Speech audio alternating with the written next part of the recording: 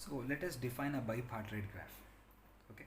So a graph is bipartite if the vertex set can be partitioned into two non-empty subsets x and y such that each edge of G has one end in x and one end in y. So that is known as bipartite graph. So here look at this example. I have 9 vertices I took the bipartition of that vertex set.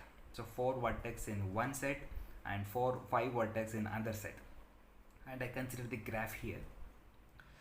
You can observe each edge in G has one endpoint in X and one endpoint in Y.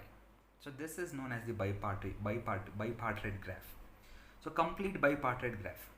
So a simple bipartite graph is said to be complete if every vertex of X is adjacent to all other vertices in Y, right? So look here. So I have 5 vertices and I took a bipartition on the vertex set. Two vertices in one set and 3 vertices in the other set. And look at this. Each vertex in this partition is adjacent to all other 3 vertices. Okay, this is also adjacent to all the other 3 vertices. So in this case I can say that this is the complete bipartite graph. But observe here.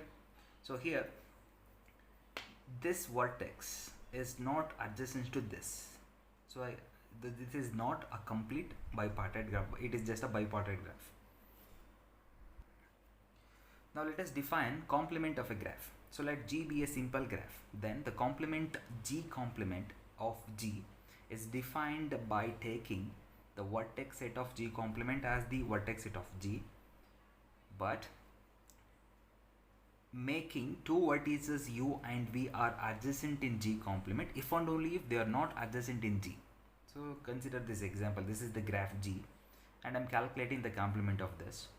So look at this V1. So V1 is adjacent to V2 as well as V5, but V1 is not adjacent to V3 as well as V4. So in the complement I am making V1 V3 are adjacent and V1 V4 are adjacent. Right? In this manner we can calculate the complement. If V has n number of vertices, then the number of edges of G plus the number of edges in its complement is equal to the number of edges in a complete graph, and we all know complete graph has n into n minus 1 by 2 number of edges.